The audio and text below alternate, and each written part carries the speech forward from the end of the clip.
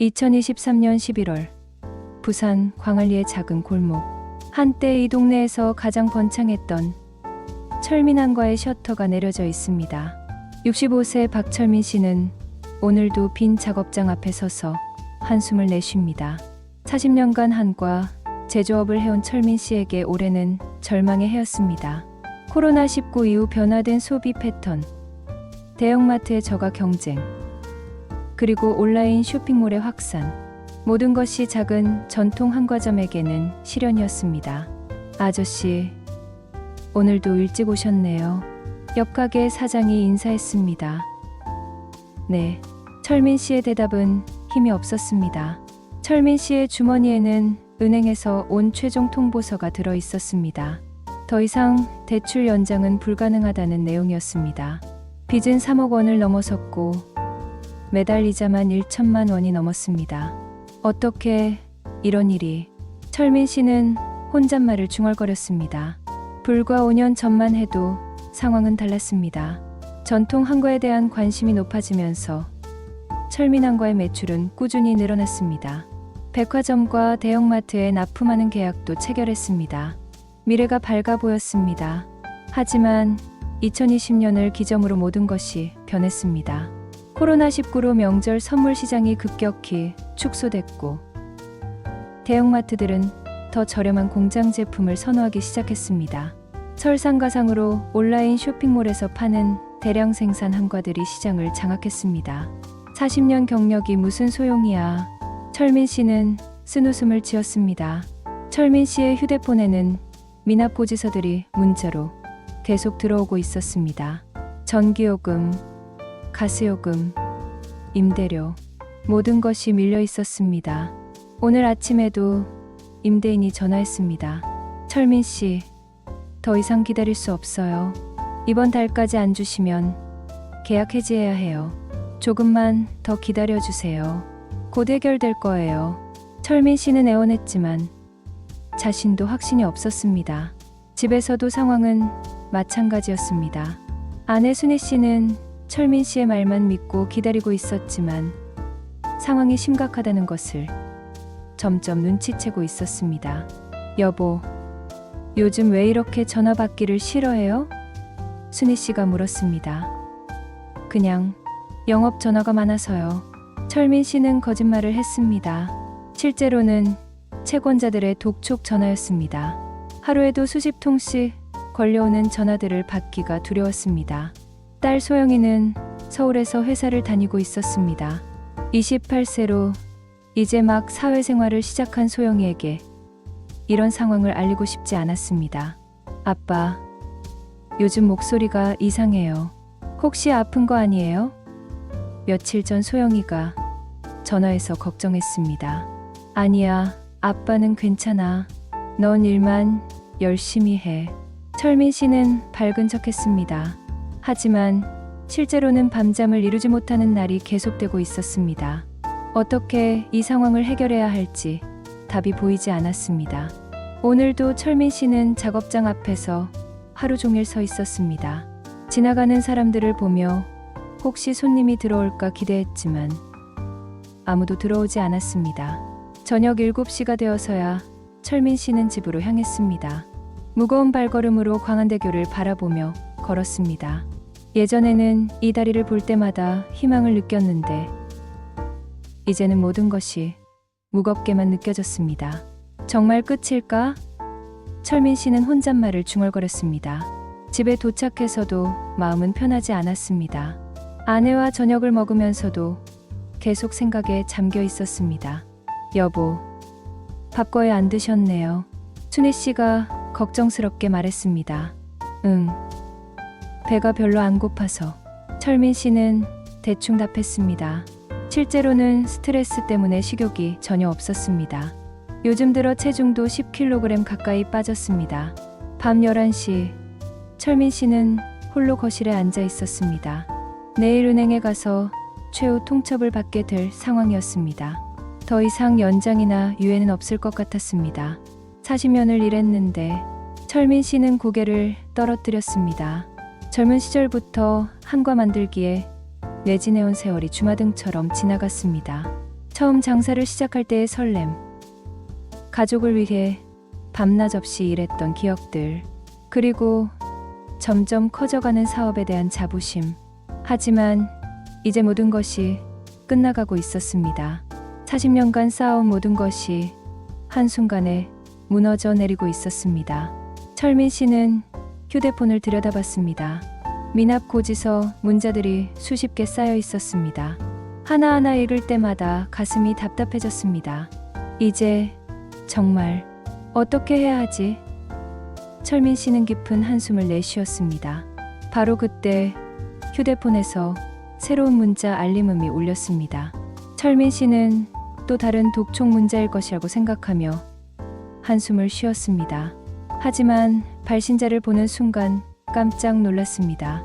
소영이 라고 표시되어 있었습니다. 이 늦은 시간에 딸이 문자를 보낸 것입니다. 1983년 봄, 25살의 박철민은 부산중앙동의 작은 방 하나에서 한과 만들기를 시작했습니다. 고등학교 졸업 후 한과 장인 밑에서 5년간 도제로 일하며 배운 기술을 바탕으로 한 독립이었습니다. 철민아, 정말 혼자 할 수 있겠냐? 스승이었던 김 사장이 걱정스럽게 물었습니다. 네, 사장님. 꼭 성공해서 보답하겠습니다. 철민은 굳은 결심을 보였습니다. 첫 작업장은 월세 30만 원짜리 반지하 방이었습니다. 습기가 많고 채광도 좋지 않았지만 철민에게는 꿈을 실현할 수 있는 소중한 공간이었습니다. 초기 자본은 200만 원이 전부였습니다. 중고 기계 몇 대와 기본적인 재료들을 사는데 모든 돈을 썼습니다. 하지만 철민은 두렵지 않았습니다. 자신의 손재주와 열정이면 충분하다고 믿었습니다. 우리 강정이 정말 맛있네요. 첫 손님이었던 동네 할머니가 칭찬했습니다. 감사합니다. 더 맛있게 만들어 드릴게요. 철민은 환한 미소를 지었습니다. 매일 새벽 4시에 일어나서 밤 10시까지 일했습니다. 쌀을 씻고 반죽하고 기름에 튀기고 조청을 바르는 모든 과정을 혼자 해냈습니다. 손에는 화상 자국이 늘 있었지만 마음만큼은 늘 설렜습니다. 6개월 후 철민의 한과는 동네에서 소문이 나기 시작했습니다. 전통 방식으로 정성스럽게 만든 강정과 유과의 맛이 다른 곳과는 확실히 달랐기 때문입니다. 아들아, 장사가 잘 되는구나. 어머니가 기뻐하셨습니다. 네, 어머니, 이제 좀 안정되는 것 같아요. 1년 후, 철민은 조금 더 큰 가게로 이전했습니다. 1층 점포였고 앞에는 작은 진열장도 있었습니다. 매출도 꾸준히 늘어나고 있었습니다. 그 무렵 철민은 운명적인 만남을 가졌습니다. 동네 꽃집에서 일하던 순이와의 만남이었습니다. 한과 하나 주세요. 순이가 가게에 들어왔습니다. 어떤 걸로 드릴까요? 철민은 떨리는 마음으로 물었습니다. 순이는 선하고 밝은 성격의 여성이었습니다. 철민의 성실함과 꿈에 대한 열정을 좋아했습니다. 정말 맛있게 만드시네요. 비결이 뭐예요? 순이가 물었습니다. 정성이요. 정성을 다해서 만들면 맛이 달라져요. 철민이 답했습니다. 6개월간의 연애 후 두 사람은 결혼했습니다. 1985년 가을, 조촐하지만 따뜻한 결혼식이었습니다. 여보, 우리 꼭 성공해요. 순이가 철민의 손을 잡으며 말했습니다. 그럼요. 우리 힘을 합치면 못할 게 없어요. 결혼 후 순이는 철민의 사업 파트너가 되었습니다. 포장 작업과 판매를 담당하며 철민을 도왔습니다. 두 사람의 호흡은 완벽했습니다. 1987년 첫째 딸 소영이가 태어났습니다. 철민은 딸을 안고 새로운 다짐을 했습니다. 소영아, 아빠가 큰 한과 공장 만들어줄게. 내가 자랑스러워할 수 있도록 말이야. 아이가 태어난 후 철민의 일에 대한 열정은 더욱 커졌습니다. 가족을 위해서라면 무엇이든 할 수 있다는 생각이었습니다. 1990년대에 들어서면서 철민 한과는 본격적인 성장기를 맞았습니다. 부산 지역 백화점에 납품하기 시작했고 명절 시즌에는 주문이 밀려들었습니다. 사장님, 이번 추석 주물량이 작년의 3배예요. 직원이 기쁜 소식을 전했습니다. 정말요? 그럼 밤새 작업해야겠네요. 철민은 성공에 취하지 않았습니다. 오히려 더욱 품질에 신경 썼고 새로운 제품 개발에도 힘썼습니다.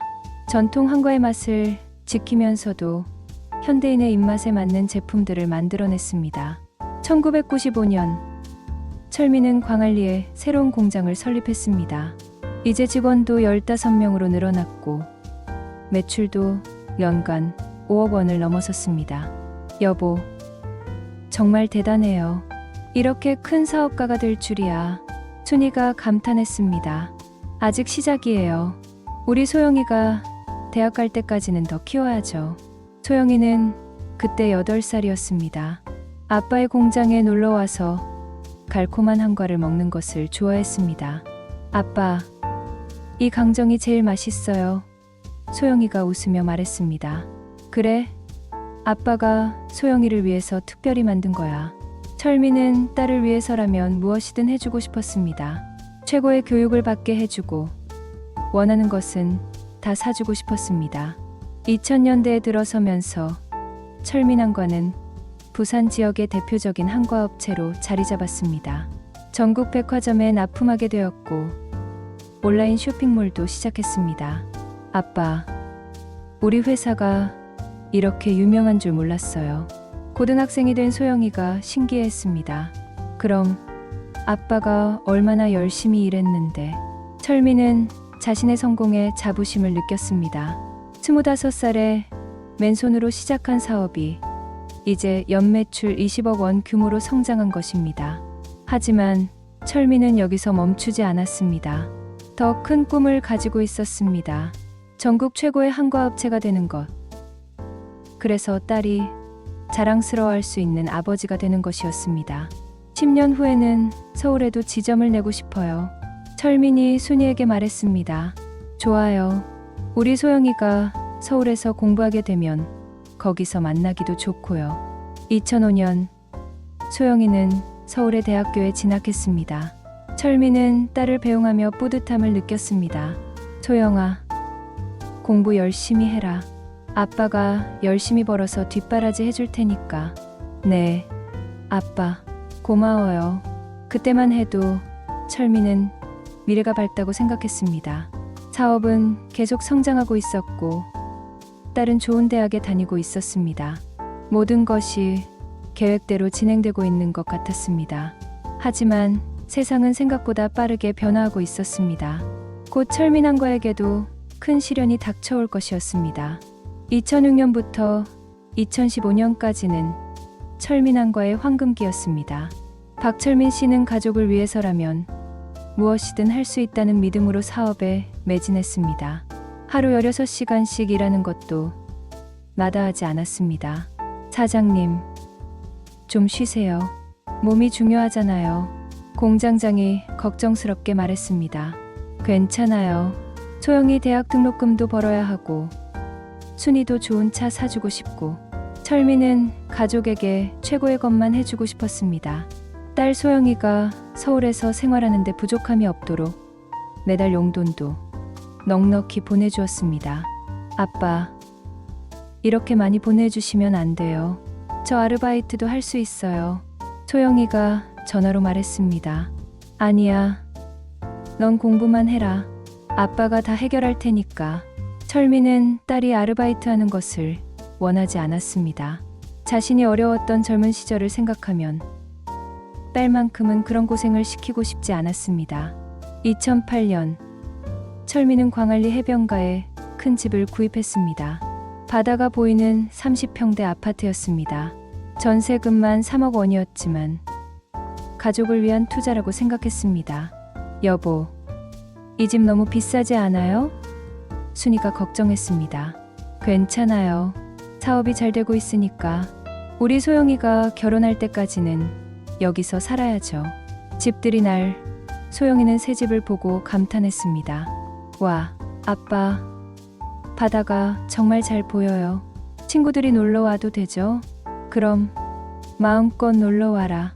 철민은 딸의 기쁜 모습을 보며 뿌듯했습니다. 이런 순간을 위해 열심히 일하는 것이라고 생각했습니다. 사업도 계속 확장했습니다. 2010년에는 대형마트 체인에 납품하기 시작했습니다. 롯데마트, 이마트, 홈플러스. 전국의 대형마트에서 철민항과 제품을 만날 수 있었습니다. 사장님, 이번 달 매출이 50억을 넘었어요. 회계 담당 직원이 기쁜 소식을 전했습니다. 정말요? 드디어 50억 고지를 넘었네요. 철민은 감격했습니다. 30년 만에 이룬 성과였습니다.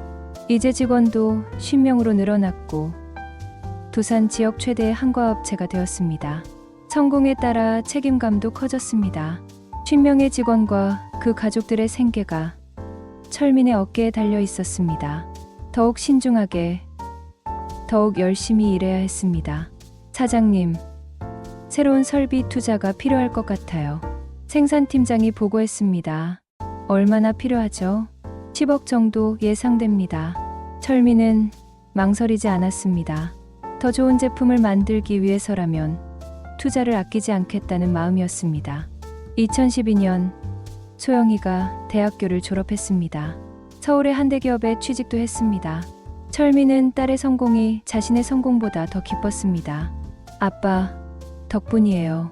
걱정 없이 공부할 수 있어서 좋은 회사에 들어갈 수 있었어요. 소영이가 고마워했습니다. 우리 딸이 똑똑해서 그런 거지. 아빠는 뒷바라지만 했을 뿐이야. 하지만 철민의 마음 한구석에는 아쉬움도 있었습니다. 사업에 너무 집중하느라 딸과 함께 보낸 시간이 많지 않았기 때문입니다. 어린 시절 소영이가 아빠, 같이 놀아요라고 할 때마다 아빠 일 끝나면 놀아주겠다고 했지만 실제로는 일 때문에 시간을 내기 어려웠습니다. 미안해, 소영아. 아빠가 너랑 많이 놀아주지 못했네. 철민이 사과했습니다. 괜찮아요, 아빠. 아빠가 열심히 일하시는 거 알고 있었어요. 2013년, 철민은 더 큰 도전을 시작했습니다. 수출 사업에 뛰어든 것입니다. 미국과 일본의 한인마트에 제품을 납품하기 시작했습니다. 한국 전통 한과의 우수성을 세계에 알리고 싶어요. 철민이 직원들에게 말했습니다. 수출 사업은 생각보다 복잡했습니다. 각국의 식품 안전 기준을 맞춰야 했고 포장과 유통 과정도 까다로웠습니다. 하지만 철민은 포기하지 않았습니다. 2014년에는 새로운 공장도 지었습니다. 기존 공장의 3배 규모였습니다. 최신식 설비와 위생시설을 갖춘 현대적인 공장이었습니다. 이제 정말 대기업이 된 것 같네요. 순이가 감탄했습니다. 아직 멀었어요. 진짜 대기업이 되려면 더 커져야 해요. 하지만 급속한 확장에는 위험도 따랐습니다. 대출금이 20억 원을 넘어섰고 매달 이자 부담도 커졌습니다. 그래도 매출이 계속 늘어나고 있어서 별 문제 없다고 생각했습니다. 2015년 소영이가 결혼을 발표했습니다. 서울에서 만난 좋은 남자와 사랑에 빠진 것입니다.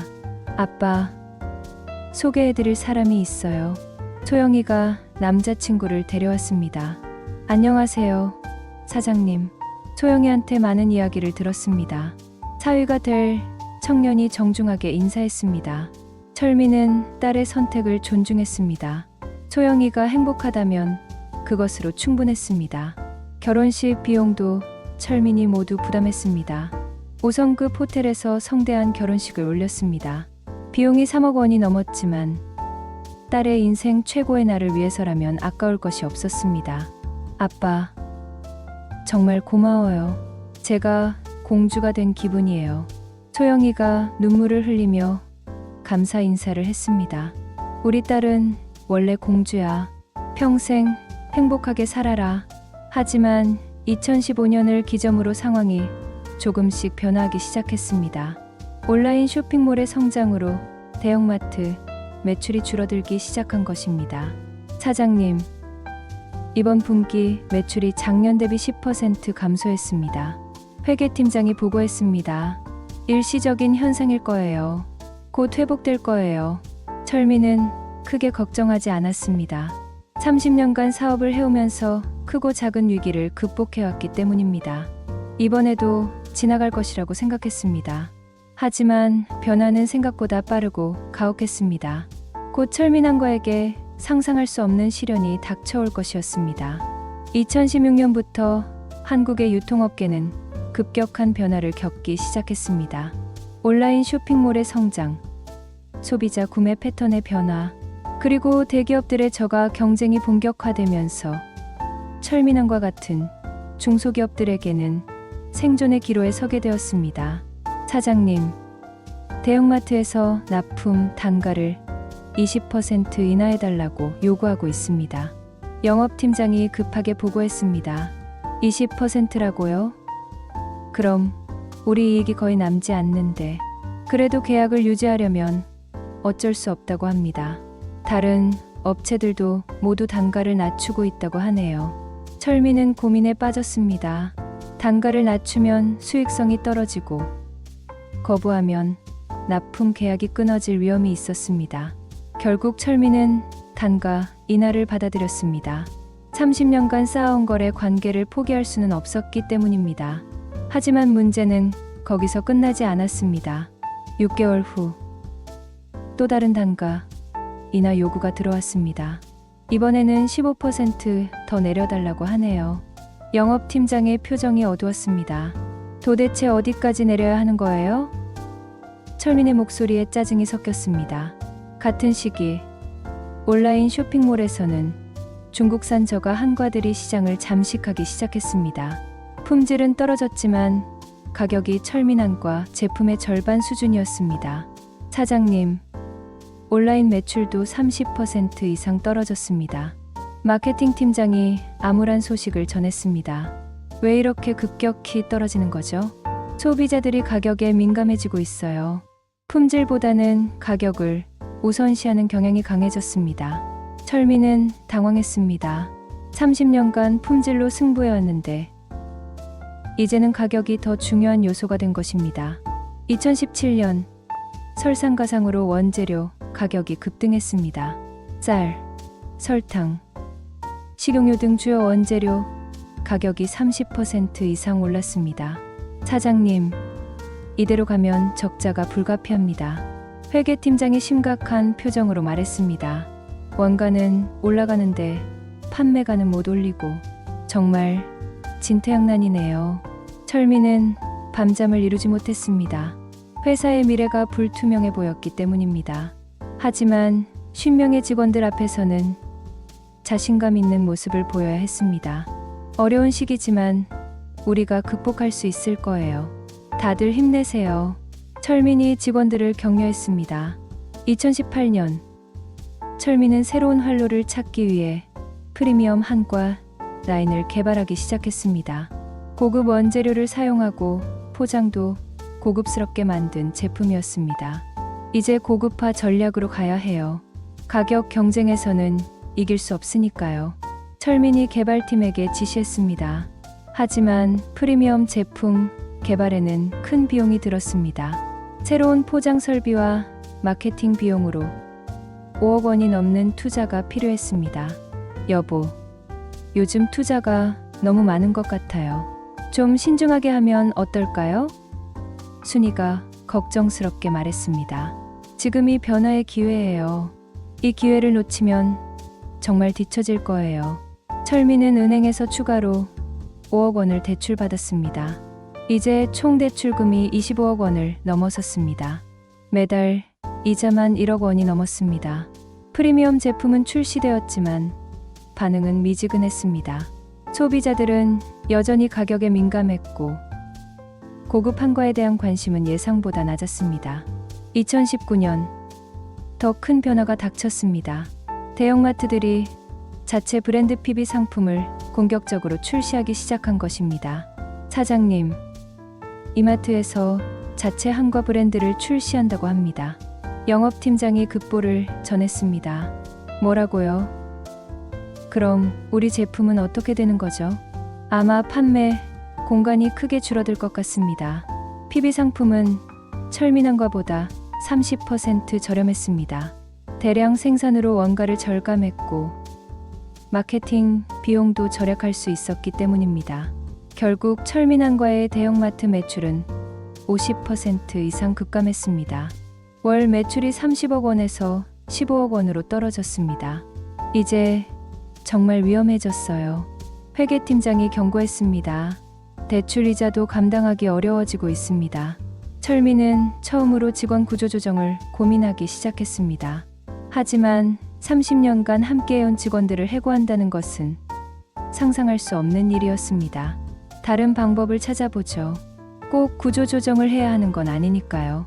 2020년 코로나19가 터졌습니다. 이는 철민항과에게 치명적인 타격이었습니다. 명절 선물 시장이 거의 사라졌고 백화점과 마트의 매출도 급감했습니다. 사장님, 이번 추석 주물량이 작년의 10%도 안 됩니다. 영업팀장이 절망적인 소식을 전했습니다. 10%라고요? 그럼 거의 문을 닫아야 하는 수준이네요. 정부 지원금을 받았지만 미미한 수준이었습니다. 매출 급감에 비해 고정비는 그대로였기 때문에 매달 적자가 누적되었습니다. 2021년 철민은 공장 일부를 매각하기로 결정했습니다. 더 이상 버틸 수 없는 상황이었습니다. 여보, 정말 팔아야 해요? 순이가 아쉬워했습니다. 어쩔 수 없어요. 이러다가는 모든 걸 잃을 수도 있어요. 공장 매각으로 10억 원을 확보했지만 대부분 대출금 상환에 사용되었습니다. 근본적인 해결책이 되지는 못했습니다. 같은 해, 철민은 직원들에게 어려운 이야기를 해야 했습니다. 정말 미안합니다. 하지만 30% 임금 삭감을 받아들여 주셨으면 합니다. 직원들은 충격받았지만 사장의 어려운 사정을 이해했습니다. 30년간 쌓인 신뢰가 있었기 때문입니다. 사장님, 우리가 함께 이겨내죠. 회사가 어려우면 우리도 어려운 거니까요. 공장장이 말했습니다. 하지만 철민의 마음은 무거웠습니다. 직원들에게 미안한 마음뿐이었습니다.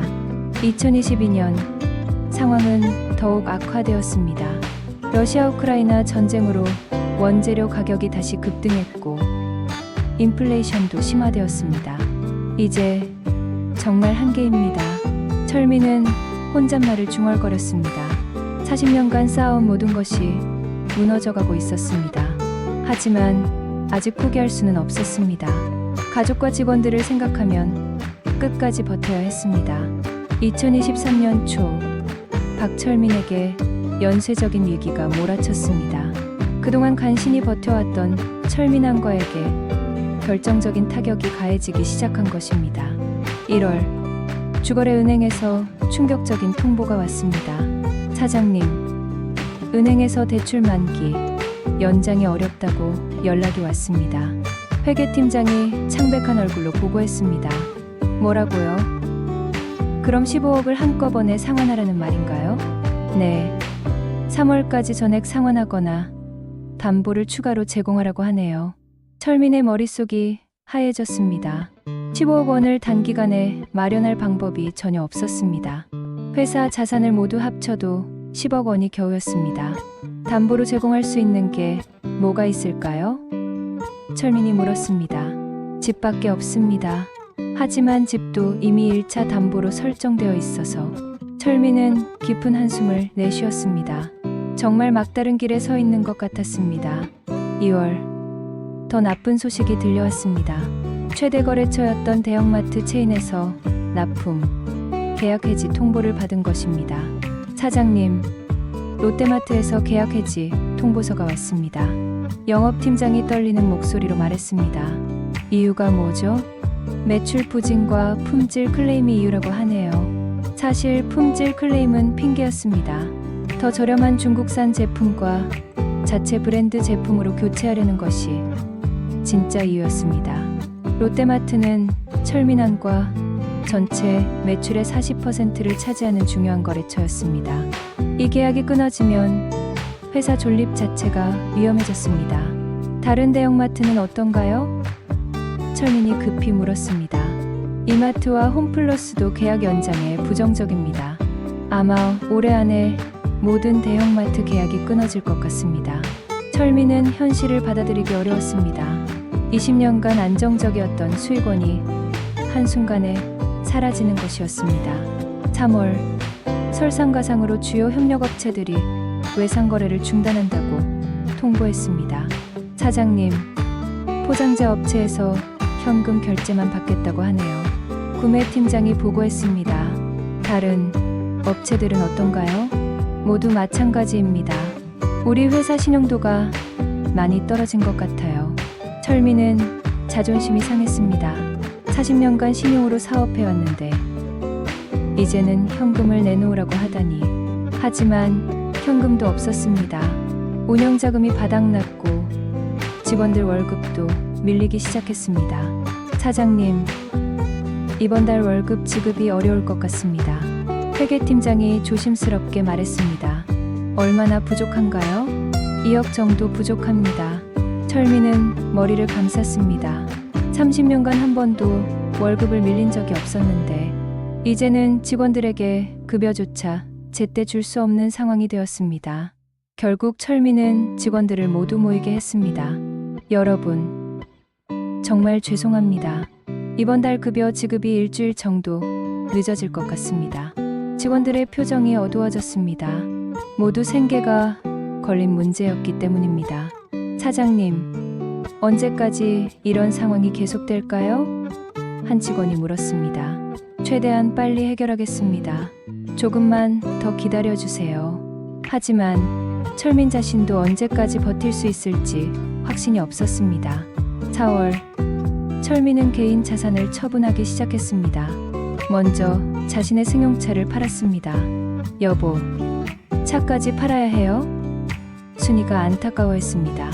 어쩔 수 없어요. 직원들 급여라도 줘야죠. 차를 판 돈 3천만 원으로 직원들에게 급여의 일부를 지급했습니다. 하지만 근본적인 해결책이 되지는 못했습니다. 5월, 철민은 더 큰 결단을 내려야 했습니다. 순이의 귀금속과 비상금까지 모두 사업 자금으로 투입한 것입니다.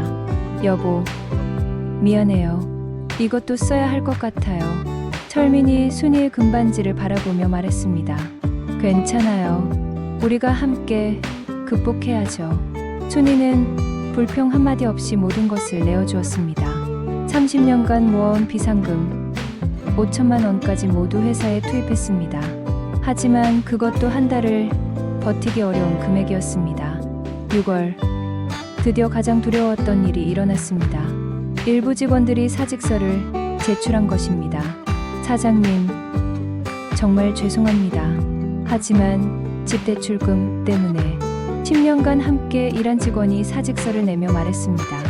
이해해요. 내가 미안하죠. 철민은 직원을 붙잡을 수 없었습니다. 급여도 제때 주지 못하는 상황에서 무슨 면목으로 남아달라고 할 수 있겠습니까? 1명, 2명, 직원들이 하나씩 떠나기 시작했습니다. 10명이던 직원이 30명으로 다시 20명으로 줄어들었습니다. 사장님, 저희는 끝까지 함께 하겠습니다. 20년간 함께 일한 공장장이 다짐했습니다. 고마워요. 정말 고마워요. 철민은 눈물이 날 것 같았습니다. 이런 상황에서도 자신을 믿고 남아주는 직원들이 고마우면서도 미안했습니다.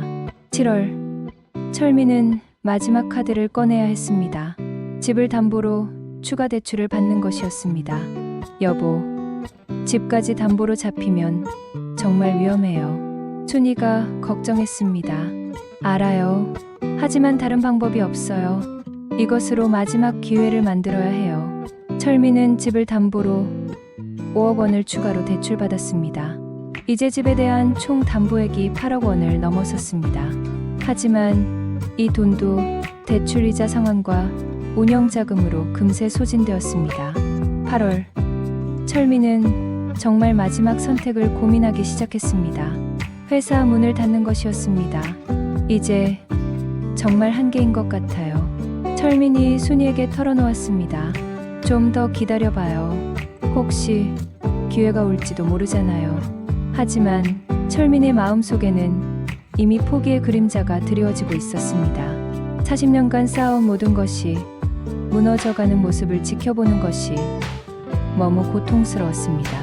그리고 11월 마침내 결정적인 순간이 왔습니다. 은행에서 최종 통보서가 도착한 것입니다.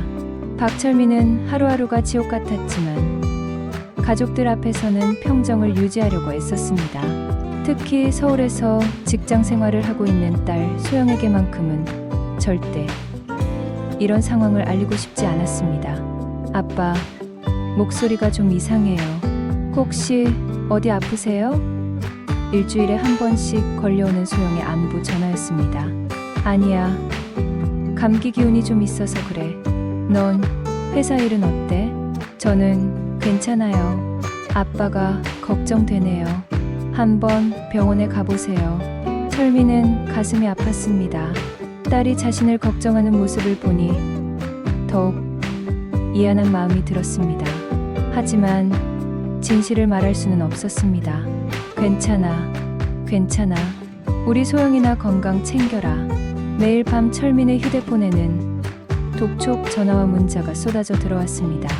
박철민 사장님, 언제까지 이자 납입이 가능하십니까?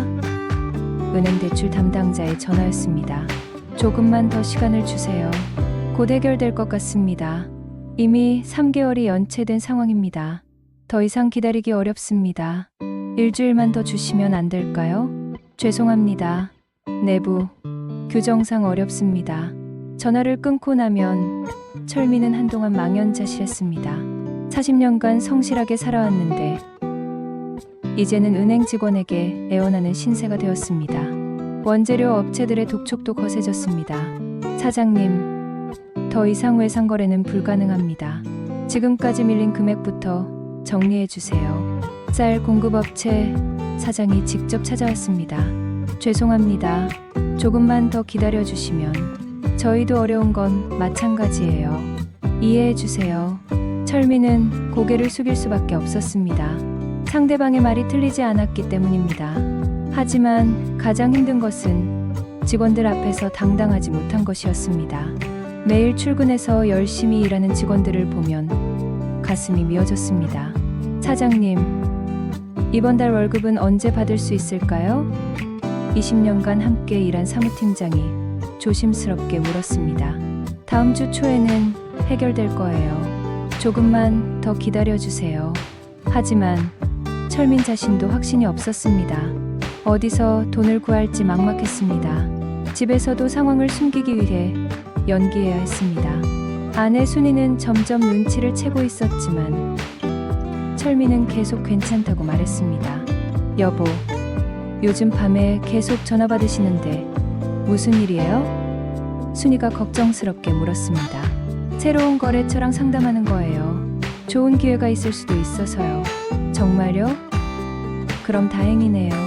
순이는 남편을 믿었습니다.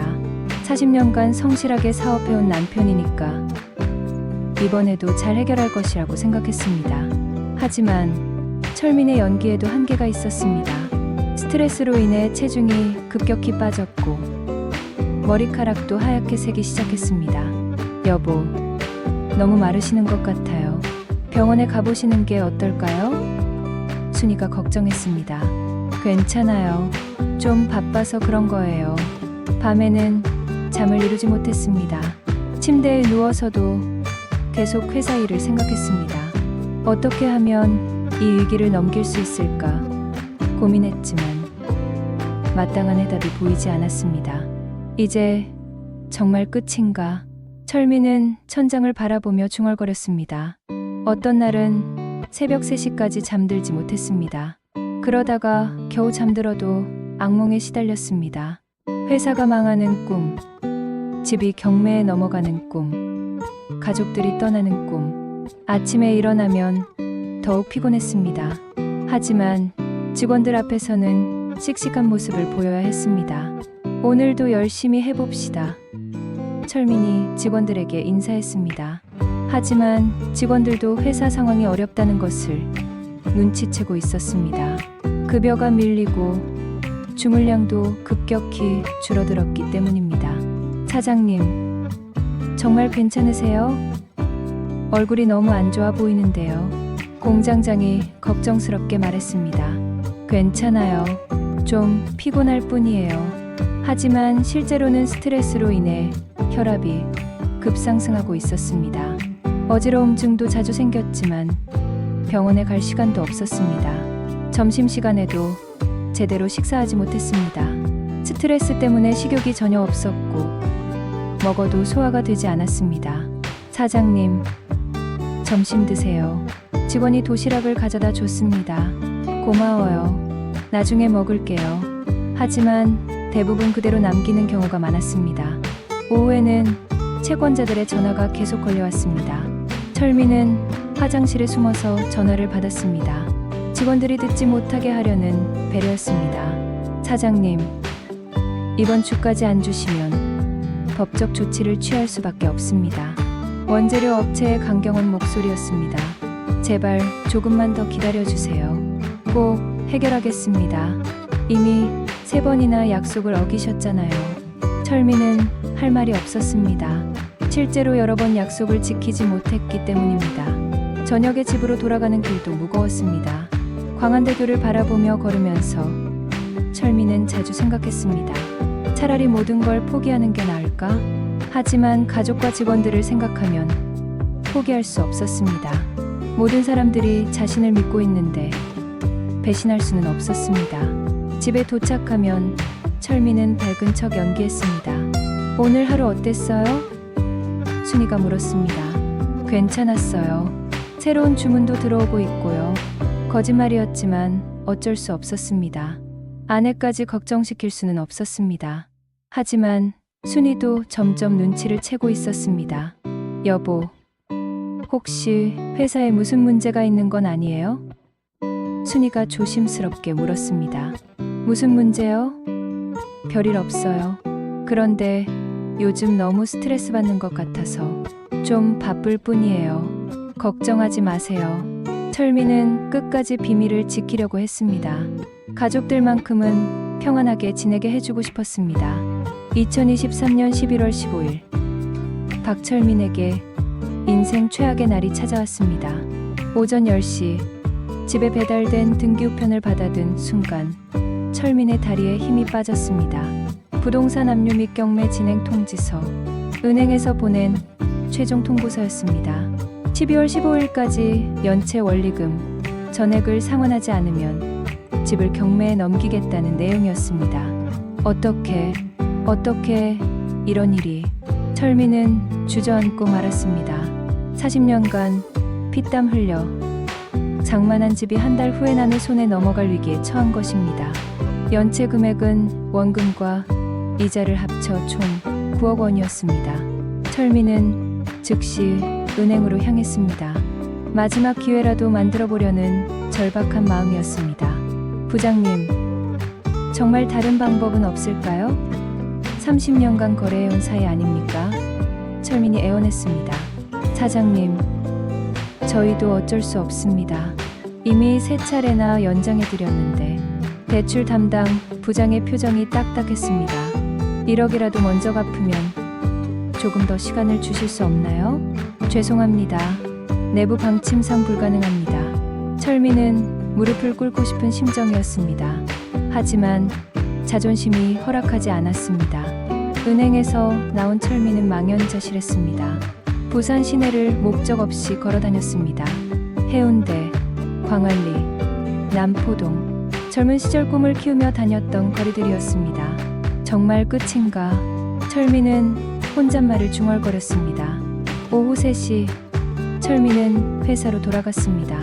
하지만 직원들에게 이 상황을 말할 수 없었습니다. 어떻게 회사가 망한다고 말할 수 있겠습니까? 사장님, 오늘 오후 미팅은 어떻게 하실까요? 영업팀장이 물었습니다. 미팅. 철민은 정신이 없었습니다. 오늘이 새로운 거래처와의 중요한 미팅 날이라는 것을 깜빡했습니다. 취소하겠습니다. 몸이 좀 안 좋아서요. 실제로는 몸보다 마음이 너무 아팠습니다. 저녁 7시, 철민은 직원들이 모두 퇴근한 후 혼자 사무실에 남았습니다. 조용한 사무실에서 지난 40년을 돌아봤습니다. 25살에 맨손으로 시작한 사업, 순이와의 결혼, 소영이의 탄생, 회사의 성장, 모든 것이 주마등처럼 지나갔습니다. 다 끝났구나. 철미는 고개를 떨어뜨렸습니다.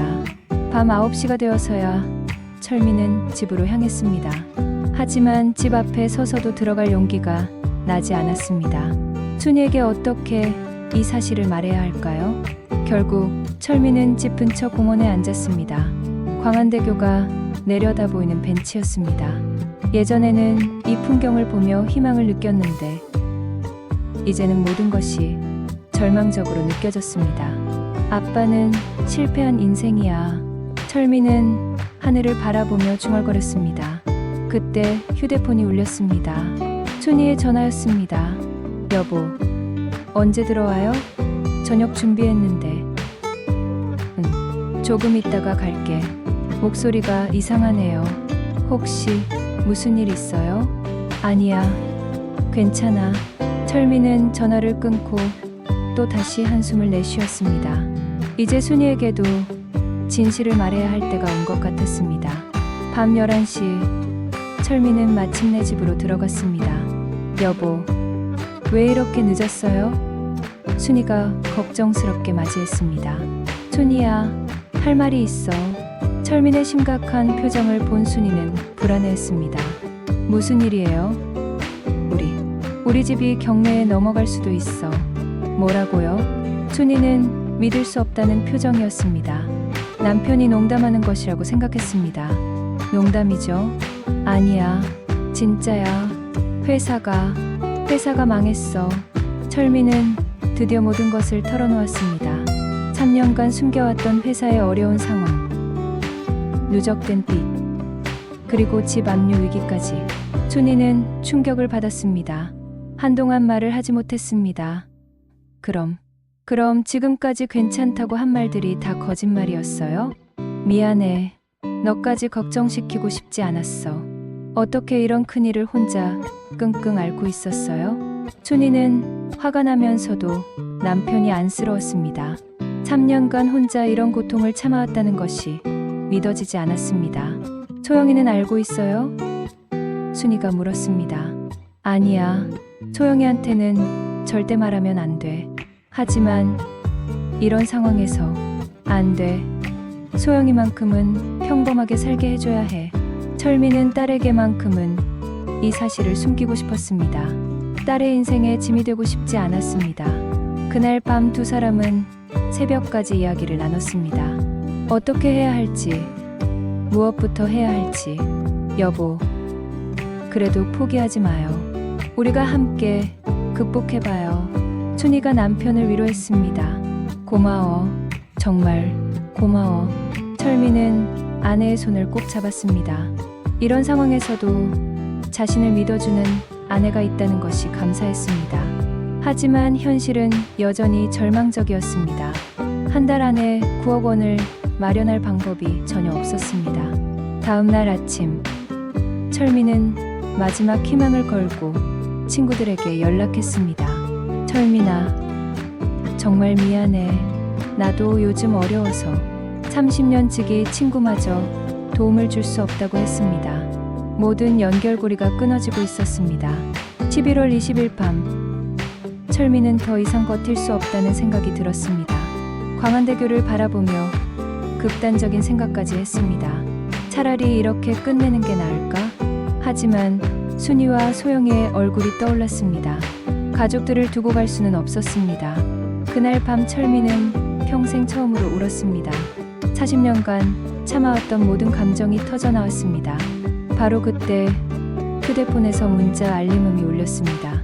11월 20일 밤 11시 47분. 박철민이 절망의 끝에서 눈물을 흘리고 있을 때 휴대폰에서 문자 알림음이 울렸습니다.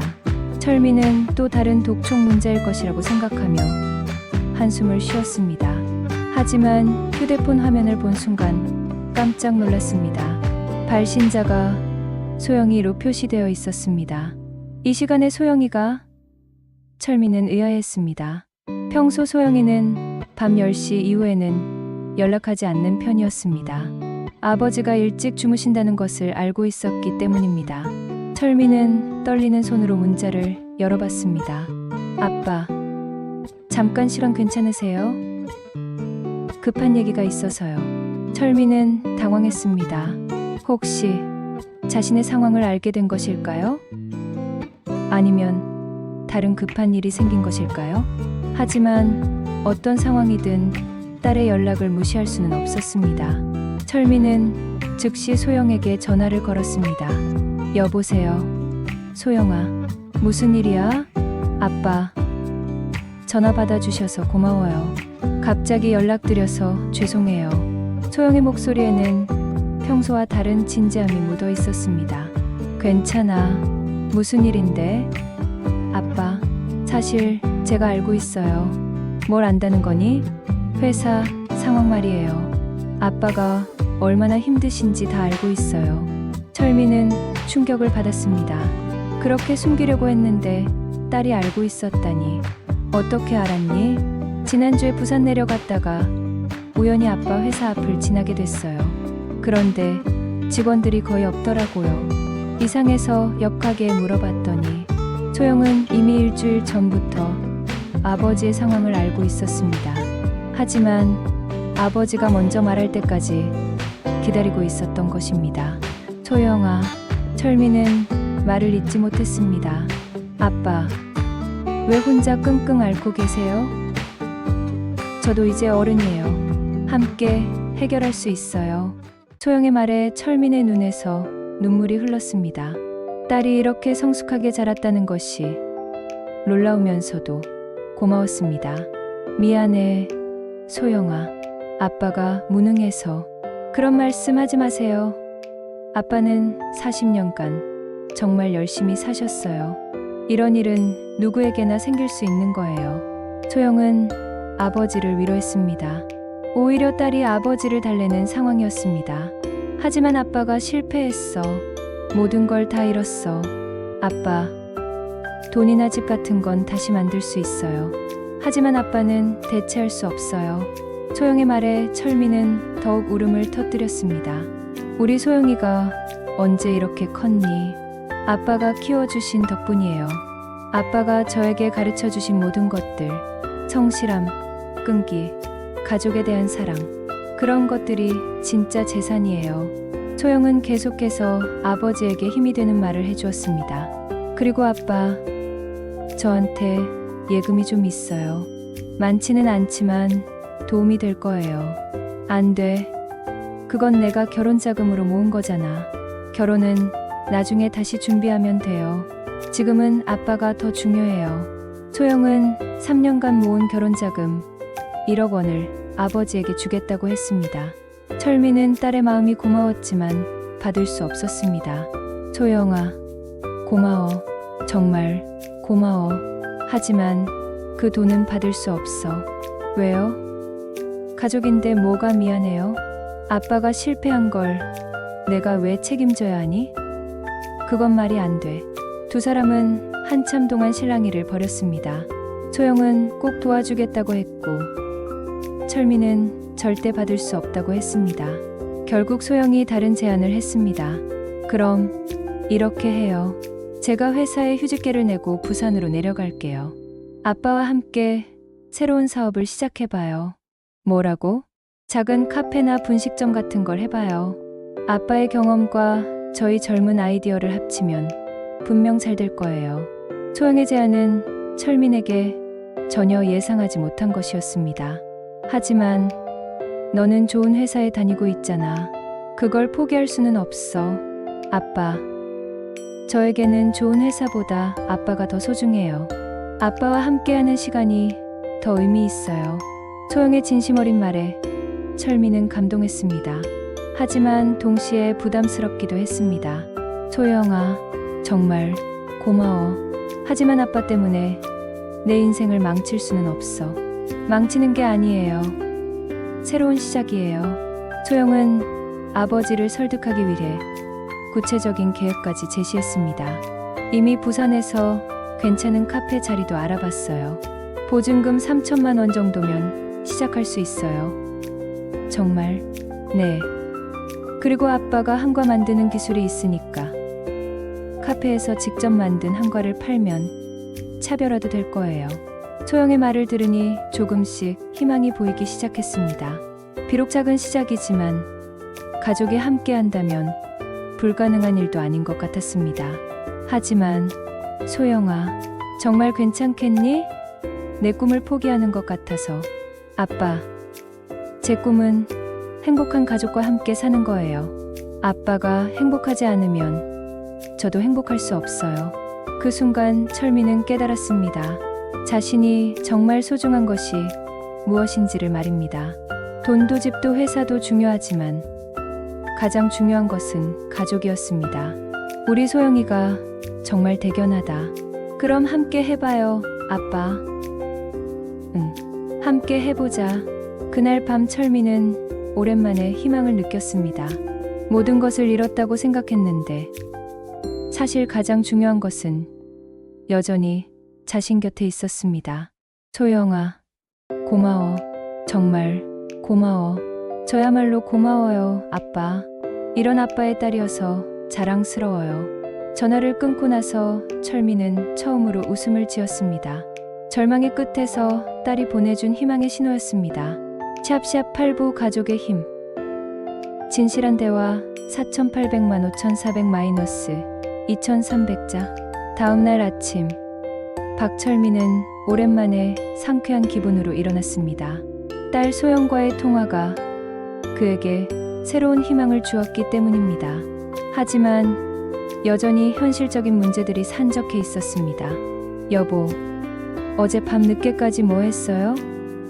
순이가 물었습니다. 소영이랑 통화했어요. 그런데 철민은 망설였습니다. 딸이 회사를 그만두고 부산으로 내려와서 함께 새로운 사업을 시작하자고 했다는 것을 어떻게 말해야 할까요? 무슨 이야기를 했는데요? 소영이가 우리 상황을 알고 있었어요. 뭐라고요? 순이는 놀랐습니다. 철민은 어제 밤 소영과 나눈 대화를 자세히 들려주었습니다. 딸이 이미 모든 상황을 파악하고 있었다는 것, 그리고 함께 새로운 시작을 하자고 제안했다는 것까지. 그래서 소영이가 뭐라고 했어요? 회사를 그만두고 부산으로 내려와서 우리와 함께 작은 카페를 시작하자고 했어요. 순이는 잠시 말을 잃었습니다. 딸의 마음은 고맙지만 동시에 걱정도 되었습니다. 하지만 소영이가 그 좋은 회사를 그만둔다고요? 그럴 수는 없어요. 나도 그렇게 생각해요. 하지만 소영이 마음이 이미 정해진 것 같아요. 두 사람은 한참 동안 이야기를 나누었습니다. 딸의 제안이 고맙지만 정말 그렇게 하는 것이 옳은 일인지 확신이 서지 않았습니다. 오후 2시 갑자기 현관문이 열렸습니다. 다녀왔습니다. 소영의 목소리였습니다. 소영아, 언제 왔니? 철민과 순이가 깜짝 놀라며 현관으로 나갔습니다. 아침 일찍 KTX 타고 왔어요. 회사에는 급한 가족 일이 있다고 하고 휴가 냈어요. 소영은 큰 가방을 들고 있었습니다. 며칠간 머물 준비를 하고 온 것 같았습니다. 소영아, 갑자기 오면 어떻게 해? 미리 연락을 했어야지. 순이가 반가우면서도 걱정스럽게 말했습니다. 엄마, 아빠, 앉으세요. 진지한 이야기를 해야 해요. 세 사람은 거실에 둘러앉았습니다. 소영은 평소보다 훨씬 진지한 표정이었습니다. 아빠, 어제 전화로는 다 못한 이야기가 있어요. 정확한 상황을 알고 싶어요. 철민은 딸에게 모든 것을 솔직하게 털어놓았습니다. 3년간 누적된 손실, 총 25억 원의 빚, 집 압류 위기, 그리고 한 달 후면 모든 것을 잃게 될 수도 있다는 현실까지. 소영은 조용히 들었습니다. 가끔씩 고개를 끄덕이며 아버지의 이야기에 집중했습니다. 아빠, 정말 힘드셨겠어요. 혼자서 이 모든 걸 감당하시느라. 미안해, 소영아. 아빠가 무능해서 이런 일이. 아빠, 그런 말씀 하지 마세요. 소영이 단호하게 말했습니다. 40년간 성실하게 사업하신 분이 무능하다니요. 지금 상황은 아빠 잘못이 아니에요. 세상이 너무 빨리 변한 거예요. 소영은 가방에서 노트북을 꺼냈습니다. 제가 지난 일주일 동안 조사해 본 게 있어요. 노트북을 열어서 화면을 보여주었습니다. 부산 지역의 카페 창업 관련 자료들이 정리되어 있었습니다. 이미 구체적인 계획을 세웠어요. 보세요. 소영이 준비한 자료는 놀라울 정도로 자세했습니다. 부산 지역 카페 시장 분석, 예상 창업 비용, 수익 구조, 그리고 철민의 한과 제조 기술을 활용한 차별화 전략까지. 어머, 소영아, 언제 이런 걸 다 준비했니? 순이가 감탄했습니다. 일주일 동안 밤새워서 준비했어요. 정말 가능성이 있어요. 소영의 계획에 따르면 초기 투자 비용은 5천만 원 정도였습니다. 소영의 결혼 자금 1억 원과 철민이 가진 개인 자산을 합치면 충분한 금액이었습니다. 하지만 소영아, 너는 좋은 회사에 다니고 있잖아. 그걸 포기할 수는 없어. 철민이 말했습니다. 아빠, 제가 정말 하고 싶은 일이 뭔지 아세요? 뭐니? 아빠, 엄마와 함께 시간을 보내는 거예요. 지금까지 제가 너무 바빠서 가족과 함께하는 시간이 별로 없었잖아요. 소영은 진심으로 말하고 있었습니다. 서울에서 혼자 살면서 정말 외로웠어요. 회사 일도 스트레스가 많았고 사실 이번 기회의 인생을 다시 생각해보고 싶었어요. 정말이니? 네, 정말이에요. 그리고 아빠의 한과 기술은 정말 대단한 거예요. 그걸 단순히 포기하기에는 너무 아까워요. 소영은 구체적인 사업 계획을 설명했습니다. 카페에서 커피와 간단한 디저트를 팔고 거기에 아빠가 직접 만든 전통 한과를 함께 판매하는 거예요. 요즘 젊은 사람들도 전통 음식에 관심이 많거든요. 하지만 경험이 없는데 제가 서울에서 마케팅 일을 했잖아요. 그 경험을 활용하면 될 거예요. 그리고 엄마도 함께 하시면 더 좋고요. 순이도 관심을 보이기 시작했습니다. 나도 뭔가 일을 해보고 싶었는데 정말 가능할까? 당연하죠. 엄마는 사람들과 대화하는 걸 좋아하시잖아요. 카페에 딱 맞는 성격이세요. 가족 3명은 밤늦게까지 이야기를 나누었습니다. 처음에는 걱정과 우려가 많았지만 대화를 나누면서 점점 희망이 보이기 시작했습니다. 그럼 정말 해볼까? 철민이 조심스럽게 물었습니다. 해봐요. 소영이 환하게 웃었습니다. 나도 찬성이에요. 우리 가족이 함께하는 일이라면 뭐든 할 수 있을 것 같아요. 순이도 동의했습니다. 그날 밤 철민은 오랜만에 평안한 잠을 잤습니다. 비록 모든 것을 잃을 위기에 처해 있었지만 가족이 함께한다면 새로운 시작이 가능할 것 같았습니다. 다음 날부터 가족들은 본격적인 준비에 들어갔습니다. 소영은 회사에 사직서를 제출했고 철민은 남은 회사 자산을 정리하기 시작했습니다. 정말 후회 없겠니? 철민이 마지막으로 딸에게 확인했습니다. 전혀 후회 없어요. 오히려 이런 기회가 와서 다행이에요. 우리 딸이 정말 대견하다. 가족의 힘으로 새로운 시작을 준비하는 박철민 가족의 모습은 희망적이었습니다. 샵샵 구부 새로운 시작의 약속 5,400만 6천 마이너스 2,300자 2023년 12월 박철민 가족은 새로운 인생을 위한 구체적인 준비에 착수했습니다. 소영이 회사를 그만두고 부산으로 완전히 이사를 온 후 가족들은 하루하루를 알차게 보냈습니다. 오늘은 카페 자리를 보러 가봐요. 소영이 제안했습니다. 소영이 미리 알아본 장소는 해운대구 자동의 조용한 주택가였습니다. 근처에 대학교와 주거단지가 있어서 안정적인 고객층을 확보할 수 있는 곳이었습니다. 여기가 어때요? 소영이 작은 상가 건물을 가리켰습니다. 1층 30평 규모의 공간이었습니다. 큰 창문이 있어서 채광이 좋았고 접근성도 나쁘지 않았습니다. 월세는 얼마나 하지? 철민이 물었습니다. 보증금 3천만 원에 월세 150만 원이에요. 조건은 괜찮은 편이에요. 순이는 공간을 둘러보며 상상해봤습니다. 여기에 테이블 놓고 저쪽에는 아빠 한과 진열대를 만들면 좋겠네요. 철민도 점점 관심이 생겼습니다. 40년간 공장에서만 일했는데 이렇게 손님들과 직접 만나는 일도 나쁘지 않을 것 같았습니다. 그런데 카페 운영 경험이 없는데 괜찮을까? 철민이 걱정했습니다. 아빠, 요즘은 카페 창업 교육 프로그램이 많아요. 저도 이미 신청해놨어요. 소영은 정말 치밀하게 준비하고 있었습니다. 바리스타 교육, 카페 운영 노하우, 마케팅 전략까지 모든 것을 공부하고 있었습니다. 며칠 후, 가족들은 카페 인테리어 업체와 미팅을 가졌습니다. 전통과 현대가 조화된 느낌으로 하고 싶어요. 소영이 설명했습니다. 한과를 직접 만드는 공간도 보이도록 설계해 주세요. 손님들이 제조 과정을 볼 수 있으면 더 좋을 것 같아요. 인테리어 업체 사장도 아이디어에 관심을 보였습니다. 요즘 체험형 카페가 인기인데 전통 한과 체험은 차별화가 될 것 같네요. 예상 인테리어 비용은 2천만 원 정도였습니다. 생각보다 부담스럽지 않은 금액이었습니다. 12월 중순, 철민은 마지막으로 회사 정리 작업을 했습니다. 40년간 사용했던 기계들과 작별하는 것은 쉽지 않았습니다. 사장님, 정말 아쉽네요. 마지막까지 남아있던 공장장이 말했습니다. 고마웠어요.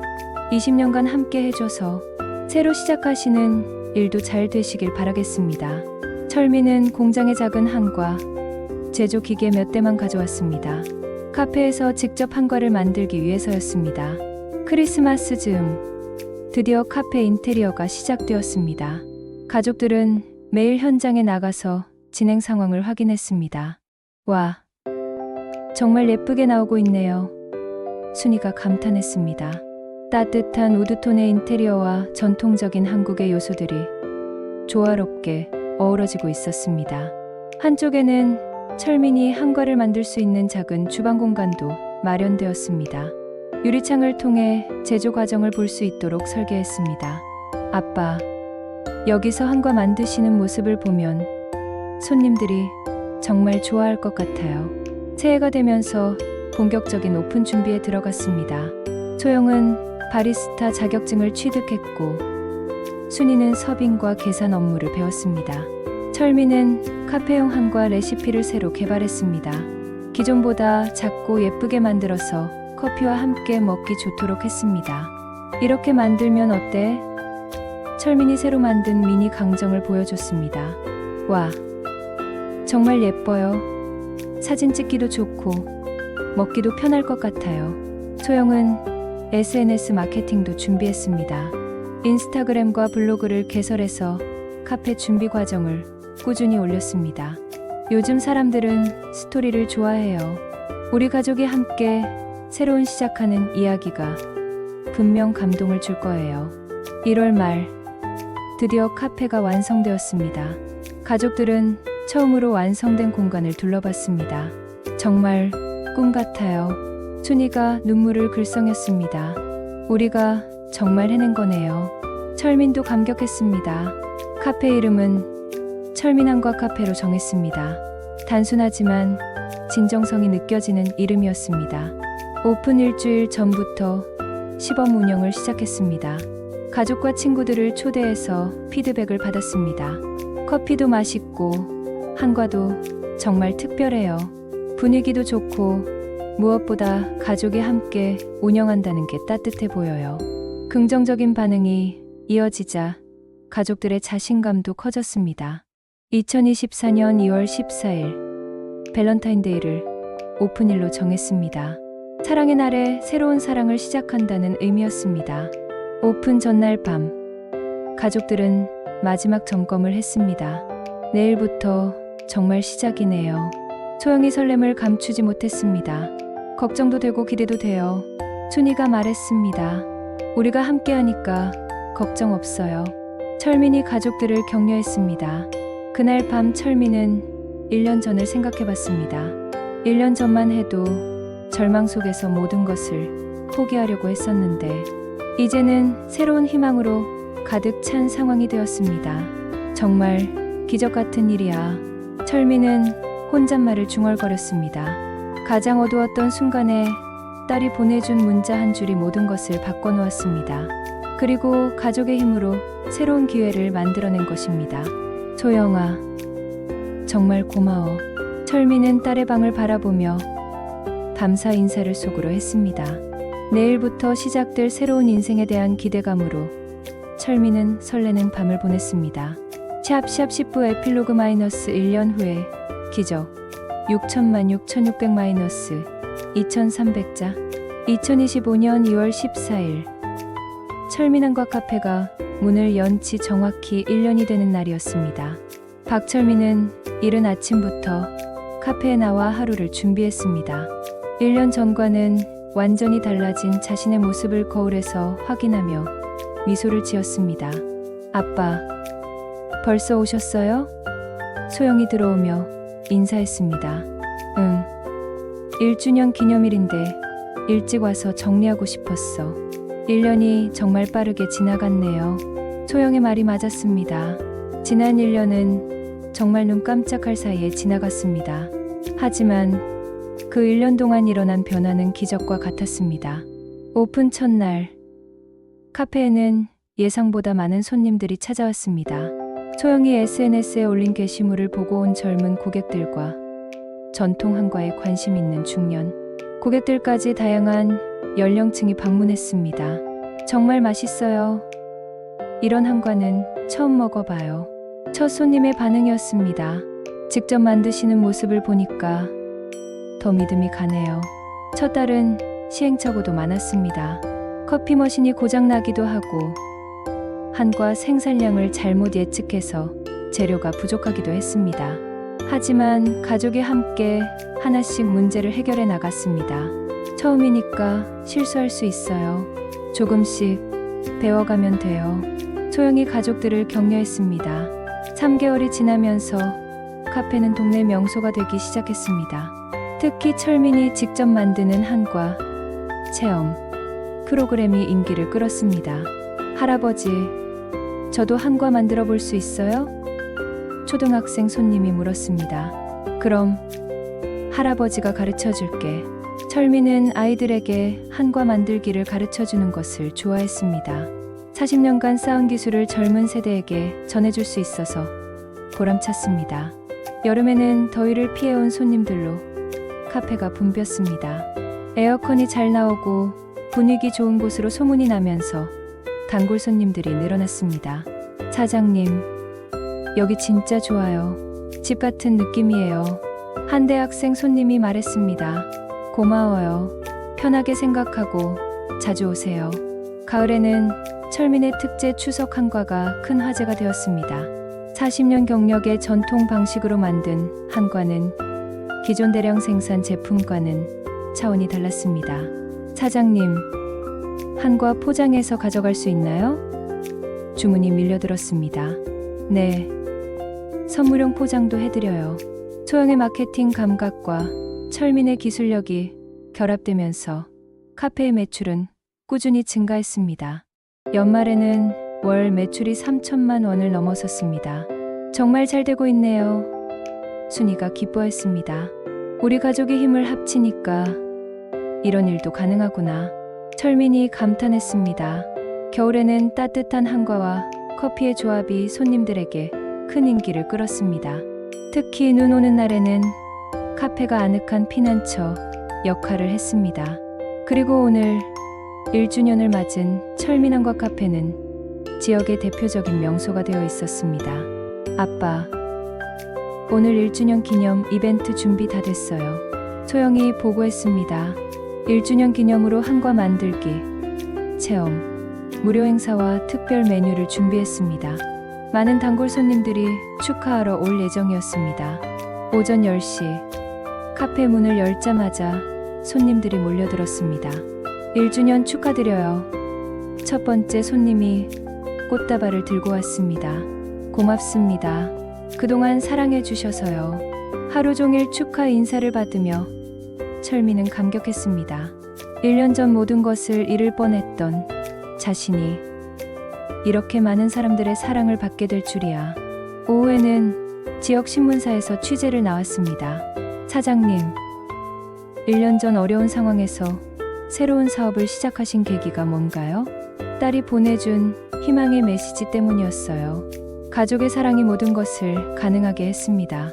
철민은 1년 전 소영의 문자가 자신의 인생을 어떻게 바꿔놓았는지 진솔하게 이야기했습니다. 저녁 무렵 특별한 손님이 찾아왔습니다. 철민항과에서 함께 일했던 옛 직원들이었습니다. 사장님, 새로 시작하신 일이 잘 되고 있다고 해서 축하하러 왔습니다. 어머, 여러분, 어떻게 이런 것까지 사장님한테 배운 게 많아서요. 지금도 감사하게 생각하고 있어요. 옛 직원들과의 재회는 철민에게 특별한 의미였습니다. 과거의 실패를 용서받는 기분이었습니다. 여러분 덕분에 제가 여기까지 올 수 있었어요.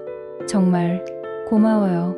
밤 9시 하루 영업을 마치고 가족들은 함께 앉아 지난 1년을 돌아봤습니다. 정말 기적 같은 1년이었어요. 소영이 말했습니다. 우리가 이렇게 잘할 줄 몰랐어요. 순이도 뿌듯해했습니다. 모든 게 너희들 덕분이야. 특히 소영이가 없었다면 불가능했을 거야. 철민은 1년 전 그 밤을 떠올렸습니다. 절망의 끝에서 딸이 보내준 한 줄의 문자가 모든 것을 바꿔놓았습니다. 소영아, 그때 문자 보내줘서 정말 고마워. 저야말로 고마워요, 아빠.